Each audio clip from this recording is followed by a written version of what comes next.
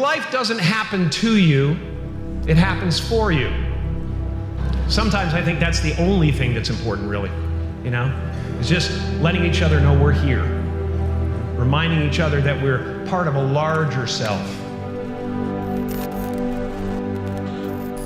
You are the vanguard of knowledge and consciousness, a new wave in a vast ocean of possibilities.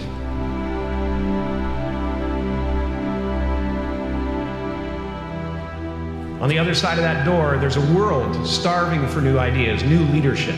I've been out there for 30 years. It can be rough out there, but that's okay. Fear is going to be a player in your life, but you get to decide how much. You can spend your whole life imagining ghosts, worrying about the pathway to the future, but all there will ever be is what's happening here. And the decisions we make in this moment, which are based in either love or fear.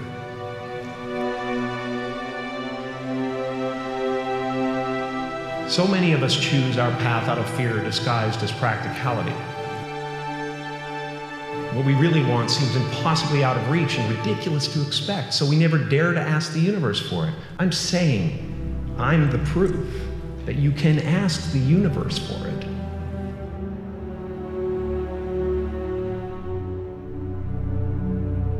You can fail at what you don't want, so you might as well take a chance on doing what you love. I watched the effect of my father's love and humor and how it altered the world around me.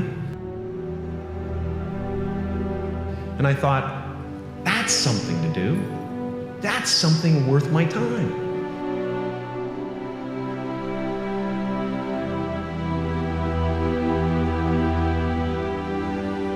I realized one night in LA that the purpose of my life had always been to free people from concern.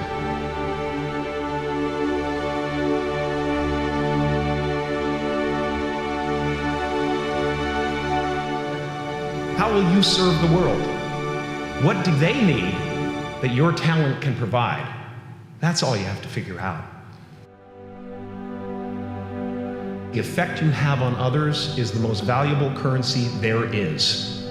Don't let anything stand in the way of the light that shines through this form. Risk being seen in all of your glory. I've often said that I wished people could realize all their dreams and wealth and fame, and so that they could see that it's not where you're going to find your sense of completion. My soul is not contained within the limits of my body. My body is contained within the limitlessness of my soul. One unified field of nothing, dancing for no particular reason, except maybe to comfort and entertain itself.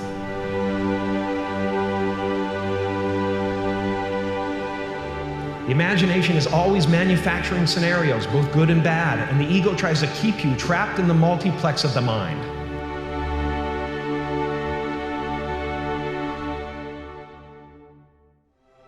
Our eyes are not viewers, they are also projectors that are running a second story over the picture that we see in front of us all the time.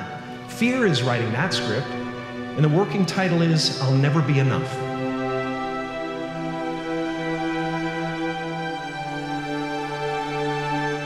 No matter what you gain, ego will not let you rest.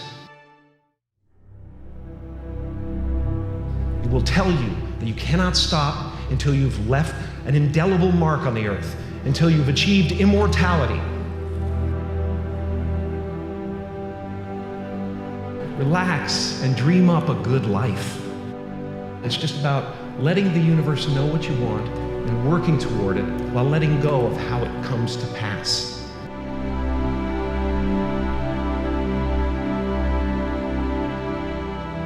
Your job is not to figure out how it's going to happen for you, but to open the door in your head. And when the door opens in real life, just walk through it.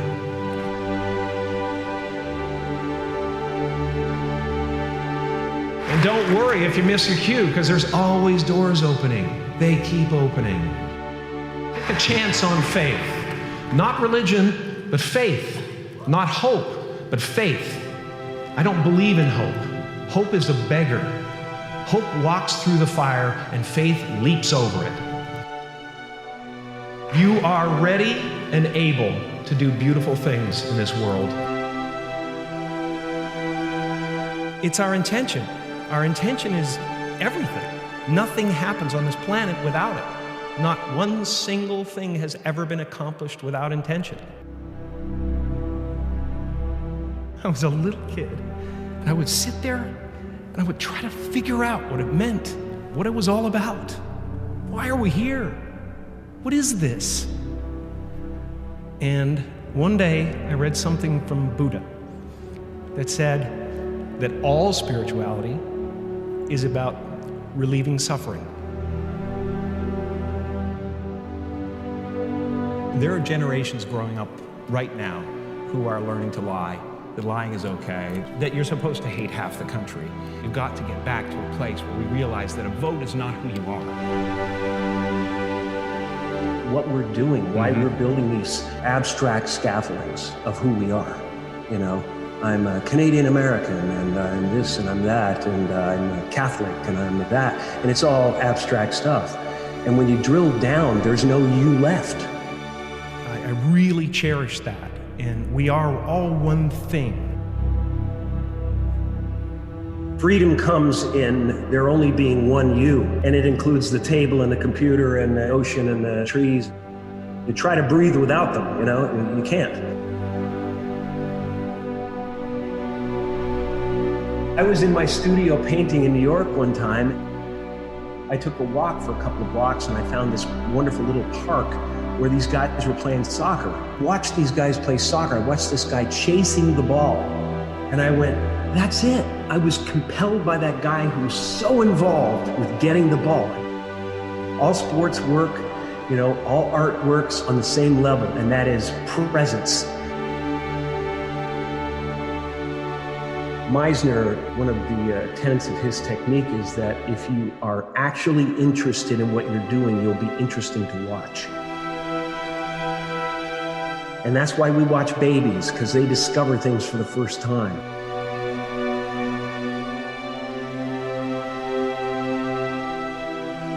No one gets through this life, it's too challenging and there's too much stuff coming at us. We don't have the bandwidth to handle it.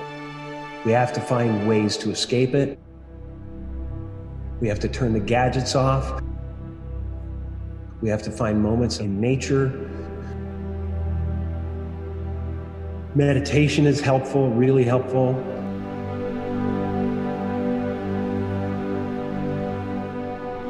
Anything that doesn't work out, I always think of as this is the way it was supposed to be. That's the way it was supposed to happen, because there's something bigger down the road.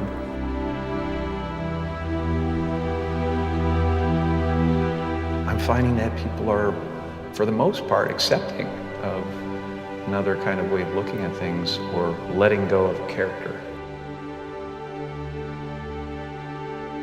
I do believe in manifestation, the power of that kind of stuff, but I don't believe that any of it matters. You know, this mattering is, to me, a human construct, born out of a need. The same need as you have to have, you know, deities and things like that. I believe in an energy of God. Everything is divine.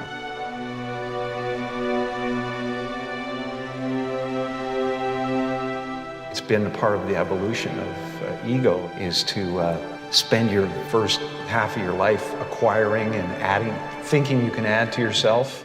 And it looks great when you got a cool car and you got nice clothes and you've done something that people admire, but it can never fulfill you. You can never be happy. You know what I mean? It's not where happiness comes from.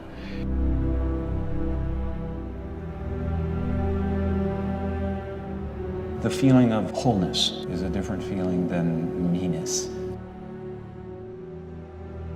I don't exist.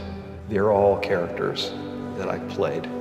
I played the guy that was free from concern so that people who watched me would be free from concern.